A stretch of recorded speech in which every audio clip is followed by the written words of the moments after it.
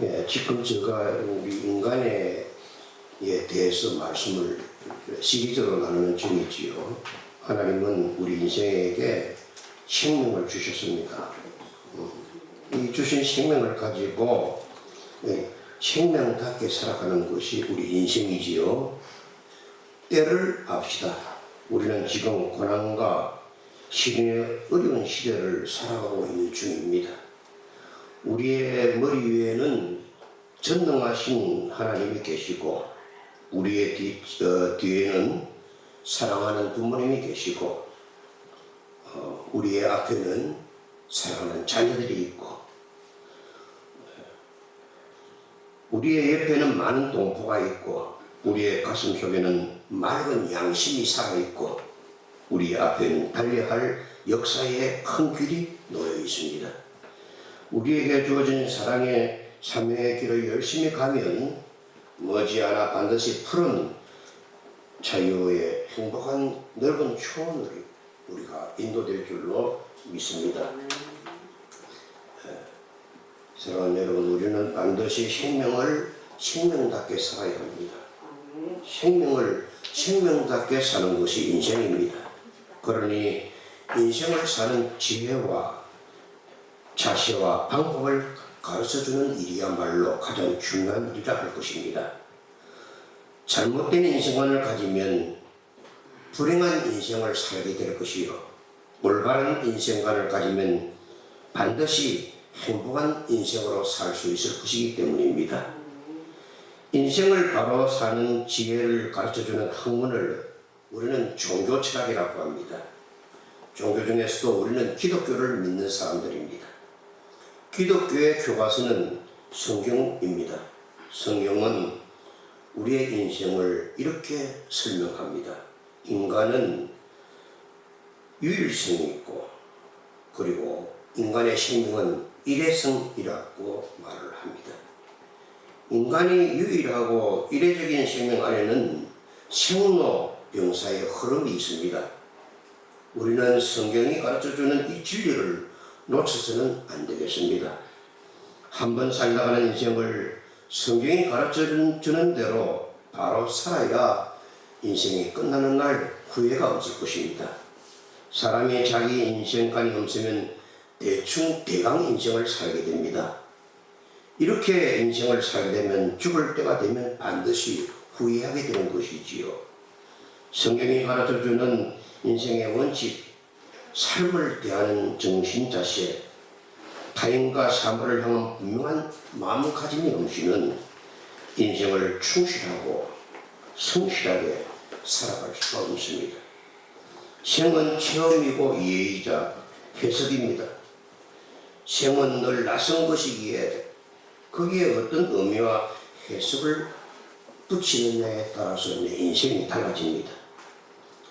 사람에 따라서 인생이 허무적이거나 낙관적이거나 긍정적이거나 이상적일 수도 있습니다.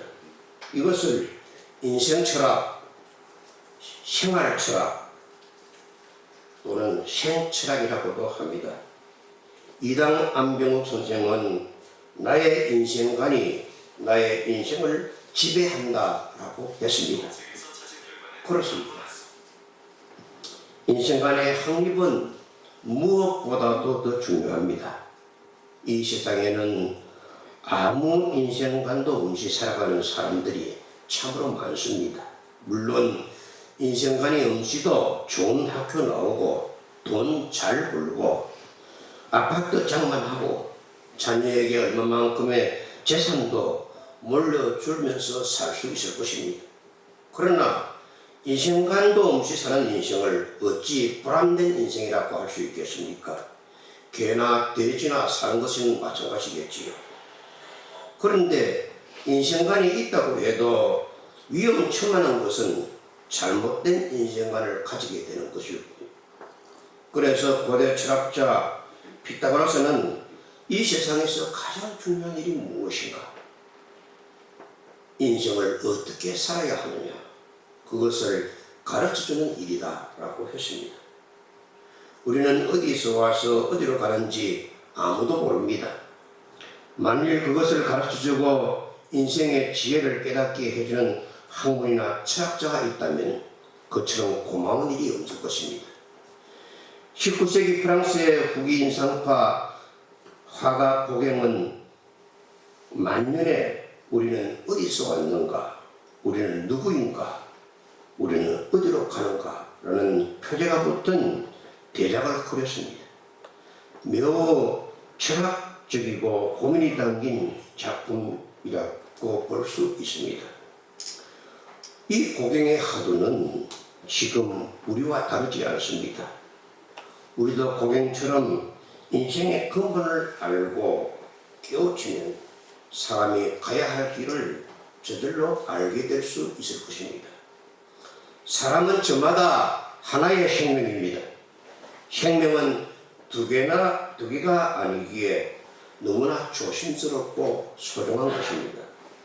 살아있는 생, 목숨명 또는 명령명을 생이라고 한 것은 하나의 목숨으로 한 번밖에 살 수 없는 인생이기에 반드시 보람되고 열심히 살라는 말이 한문으로 생명이 아니겠습니까? 하늘이 부여한 숨을 부지하라는 엄중한 명령이기도 합니다. 사람이라는 것은 숨통이 들어서 목구멍으로 숨이 들어갔다 나왔다 하는 것 아니겠습니까? 인간은 유일해적 존재요 단독자입니다. 나를 대신해서 살아갈 사람은 아무도 없습니다.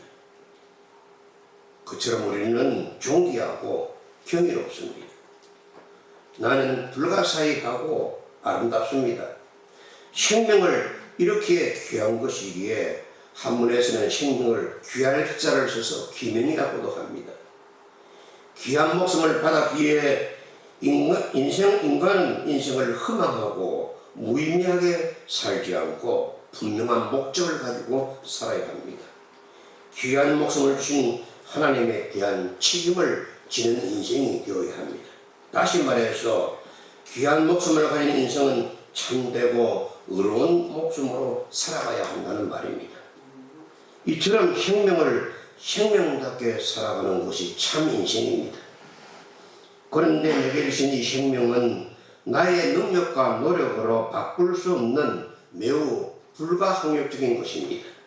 내가 원해서 생명을 바뀌고 태어나게 된 것도 아니고 내가 대한민국에 태어나고 싶어서 태어난 것도 아니고 내가 돈병철의 아들로 태어나지 못하고 가난뱅이 아버지 어머니를 부모로 하여 태어나고 싶어서 태어난 것도 아니고 내가 남자나 혹은 여자로 태어나고 싶어서 태어난 것도 아니고 내가 옛날이나 미래에 태어나고 싶어서 태어난 것도 아니고 내 생각과는 아무 상관없이 이 생명은 하늘의 뜻에 따라서 내게 오늘 여기 이 자리에 주어진 것이기에 나는 내 생명의 주인이 아니니 마치 생명이 내 것이냐 제 마음대로 살아서는 안 된다는 말입니다. 우리가 아무리 인생을 잘 살았다고 해도 혹은 별로 의미 없이 그럭저럭 인생을 때웠다고 해도 이 세상의 사명이 끝나면 본래 생명이 왔던 곳으로 우리는 돌아가야 됩니다. 그래서 우리의 생명은 하나님께로부터 받은 것이기에 하늘 천자 명령명자를 붙여서 하늘에 주시는 생명이라고 합니다.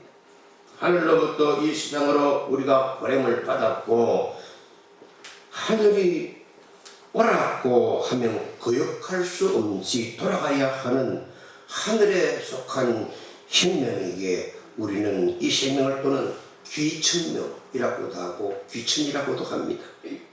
역천자는 망하고 순천자는 흥합니다. 하늘이 우리를 부를 때 순응해야지 죽음 앞에서 죽고 싶지 않다고 앙탈하거나 하늘 뜻을 거역하고 더 슬렸고 발비둥을 치는 모습을 보면 그 인생은 어엿하지 못하고 참 저들하여 눈물이 납니다. 주신 생명을 가지고 이 한 몸 한도 없이 살아왔으니 하늘의 뜻에 순응하여 하늘이 나를 부르면 죽음의 잔을 감사히 받아야 할 것이 아니겠습니까? 그러기에 신 박목월은 기러기 불어에는 하늘 구말리 바람이 산을 불어 가을이 깊었구나. 아, 너도 가고 나도 가야지 라고 노래하였고, 천병삼은 나 하늘로 돌아가리라. 이 생명 끝나는 날 나 하늘로 돌아가리라. 아름다운 이 세상 소풍 끝내는 날 가서 이 세상 아름다웠다고 말하리라고 노래했습니다. 우리의 생명은 죽어 끝나버리는 것이 아니라 하늘로 돌아가야 하는 것입니다. 생명이 이렇게 귀한 것이기에 하나님께서는 이 귀한 생명을 생명싸개 안에 싸서 보호해 주십니다. 생명싸개는 우리의 몸입니다. 하나님께서는 우리 인간의 몸을 신모 막장하게 만드셨습니다. 시편 139편 12절로 13절에 있는 말씀입니다. 우리의 몸은 눈과 귀와 손과 가슴과 발을 가진 생명싸개입니다. 이 부분에 대해서는 지난번 설교로 여러분들에게 말씀을 드렸으니 이 시간에는 말씀을 드리지 않겠고, 교회 홈페이지에 올라갔으니 여러분 한번 참고하시면서 인생을 깊이 생각해 보시기 바랍니다. 그런데 생명을 담고 있는 생명싸개인 이 몸이 찢어지거나 낡거나 터져버린다면 어떻게 되겠습니까? 생명을 담아둘 수 없어 흘러버리고 말 것입니다. 하나님은 그래서 이 생명싸개인 우리의 몸을 건강하게 보호하시기 위해서 우리의 몸에 세 가지 액체를 주셨습니다. 이 시간에는 이 세 가지 액체에 대해 말씀을 나누려고 합니다. 그러니까 오늘 인생론의 세 번째 설교입니다. 이 세 가지 액체는 피와 눈물과 땀입니다. 인간이 위대하게 되는 것은 피와 눈물과 땀의 결과입니다. 피를 흘리지 않고 위대한 일은 이루어진 예가 없습니다. 눈물을 흘리지 않고 값 있는 일이 성취되는 일은 없습니다. 땀을 흘리지 않고 큰 일을 시행한 적도 없습니다. 우리는 피를 사랑하고 눈물을 사랑하고 땀을 사랑할 줄 알아야 합니다. 피와 눈물과 땀 중에서 가장 짙은 것은 피입니다. 피가 눈물보다 진하고 땀보다 진한 것은 피가 눈물보다 땀보다 더 강한 것이고 더 무섭고 힘이 있는 것입니다. 피는 이 세 가지 액체 중에서 가장 뜨겁습니다. 피는 땀보다 뜨겁고 눈물보다 뜨겁습니다. 동맥에서 솟구치는 피는, 붉은 피는 문자 그대로 뜨겁습니다. 뜨겁다는 것은 용기와 정열을 의미합니다. 뜨겁다는 것은 우리 생명의 가장 열렬한 표현이기도 합니다. 인간의 가장 위대한 일은 피로써 이루어졌습니다. 인간에게 자유보다 더 귀한 것은 없습니다. 그래서 패트릭 헬리는 전능하신 신이여 나의 길을 인도하여 주소서, 내게 자유가 아니면 죽음을 주십시오, 그렇게 외쳤습니다. 그런데 자유는 피를 먹고 삽니다. 독립과 투쟁도 뜨거운 피를 흘려 쟁취했습니다. 평화도 피의 대가입니다. 2차 대전 당시 처칠은 국회에서 유명한 연설을 했습니다. 내가 조국에 바칠 수 있는 것은 피와 눈물과 땀밖에 없습니다 라고 외쳤습니다. 우리가 피를 흘릴 각오로 일을 한다면 이 세상에 못할 일이 무엇이 있겠습니까? 피를 흘릴 용기와 결심을 갖는다면 세상에 무서울 것은 하나도 없을 것입니다. 피는 신비입니다.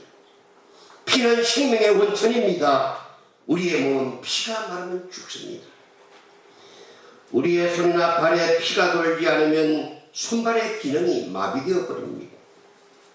적혈구는 우리의 몸에 맑은 산소와 영양소를 공급하고 백혈구는 우리의 생명을 위험하는 독한 균들과 싸웁니다. 백혈구와 적혈구가 되면 우리는 살 수 없고 죽을 수밖에 없을 것입니다. 죽어가는 환자에게 신선한 피를 공급하면 새 생명을 얻게 되고 새로운 활력을 획득하게 됩니다. 우리는 열심히 일한 것을 피를 쏟아붓는다고도 표현합니다. 피는 그만큼 무섭고 뜨거운 것입니다. 그리스도는 이토록 귀하고 뜨거운 피로서 우리의 인생들을 구원하셨습니다. 그리스도의 피는 뜨거운 사랑의 피입니다. 나를 죽여 너를 살리려는 희생의 피 말입니다. 그리스도는 뜨거운 피를 쏟아서 우리를 구원하셨나이다. 모든 책 중에서 나는 피로써 쓴 책을 사랑한다. 피로써 글을 써라. 그러면 피가 곧 정신인 것을 알 것이다. 철학자 니체의 말입니다. 피로 쓴 책은 사람을 움직이는 생명이 있고 감격이 있고 진실이 있습니다. 성경은 피로써 쓴 신명책입니다. 그런데 왜 성경을 읽지 않습니까? 성경을 읽으십시오. 피로서 일을 하십시오. 피는 정열을 상징합니다. 우리는 피의 정열을 배우고 피의 정열을 지녀야 합니다. 이것이 우리에게 우리의 몸에 피를 주신 우리를 향하신 하나님의 뜻입니다. 두 번째, 눈물은 양심의 심벌입니다. 눈물을 화학적으로 분석하면 약간의 염분과 다량의 수분으로 구성됩니다. 그러나 눈물 속에는 화학적으로 분석할 수 없는 무한한 정신적 가치가 담겨 있습니다. 그 정신적 가치는 한량없이 크고 깊고 깊습니다. 그리고 그 종류는 다재다능합니다. 죄인이 흘리는 눈물 속에는 양심의 가치가 담겨 있습니다. 오랜 이별 끝에 만나는 이들의 눈물 속에는 인생의 큰 기쁨이 담겨 있습니다. 941생으로 죽음을 면한 조난자의 눈물 속에는 생을 다시 찾는 한없는 감동이 묻어나옵니다. 분투 노력으로 이를 이룬 승리자의 눈물 속에는 보람과 감격이 담겨 있습니다. 이렇게 눈물 한 방울을 갑으로 친다면 진실로 한량이 없습니다. 눈물은 인생에서 가장 순수한 것입니다. 눈물은 인생에서 가장 아름답고 맑은 것입니다. 눈물은 가장 순수하고 아름답고 귀한 것이기에 눈물은 우리에게 감동을 주고 감격을 불러일으킵니다. 울어야 할 때 울지 않는 사람을 피도 눈물도 없는 사람이라고 합니다. 우리는 울어야 할 때는 울어야 합니다. 도산남 장원은 멸망 속으로 기울어져가는 민족 지원을 보고 가슴을 치며 울었습니다. 그리스도는 예루살렘 도시가 지학과 타락의 도시로 전락해가는 빛을 보시면서 눈물을 쏟으셨습니다. 그런데 우리는 왜 눈물이 메말라가는 것일까요? 왜 우리는 기도를 해도 눈물을 흘릴 줄 모르게 되었을까요? 왜 우리는 말씀을 듣고 하나님의 은혜가 가슴에 와서 부딪혀도 눈물을 오르는 냉혈한이 되어갈까요? 눈물이 메말라 한다는 것은 참으로 슬픈 일입니다. 인정의 눈물, 사랑의 눈물, 감사의 눈물, 감격의 눈물, 참의 눈물을 흘릴 줄 아는 사람이라야 정말 사랑다운 사람이 아니겠습니까? 우리의 가슴 속에는 항상 눈물의 샘이 흘러야 합니다. 피도 눈물도 없는 사람은 인간의 모습을 하고 있지만 인간이 아닙니다. 벌써 동물의 창으로 전락해버린 것입니다. 눈물은 인간을 심화시키고 항상시키는 정신의 깊은 원천입니다. 우리는 눈물이 메마르지 않는 인생이 되어야 합니다. 우리는 기도하는 중에도 특히 주여 나에게 눈물을 흘릴 줄 아는 인생이 되게 해 주십시오라고 기도할 줄 알아야 합니다. 그리고 자기를 위하여 전생을 바친 부모를 따지지 말고 그 앞에서 고마움의 눈물을 흘릴 줄 아는 인간다운 자녀가 되어야 하고, 또 자녀를 기르는 부모들도 자녀에게 마음껏 해주지 못하는 부모의 마음의 아픔을 눈물로 보듬어줄 줄 아는 우리가 되어야 하지 않겠습니까? 세 번째로, 땀은 노력의 상징입니다. 인생의 모든 보람 있는 일들은 다 땀의 산물입니다. 위대한 책, 훌륭한 음악, 과학의 발명, 기술의 발달, 경제적 성과 모두 다 땀의 소산물입니다. 문명은 땀의 아들, 딸입니다. 우리는 땀을 흘리며 부지런히 일하는 백성이 되어야 합니다. 땀을 사랑하고 땀을 소중히 여길 줄 알아야 합니다. 땀을 많이 흘릴수록 큰 일이 이루어집니다. 보람되고 자랑스러운 인생은 땀의 열매입니다. 땀을 흘리지 않는 민족은 쇠퇴의 운명을 면할 수가 없습니다. 땀을 흘리기를 좋아하는 민족은 번영을 이룰 수 있는 자격이 있습니다.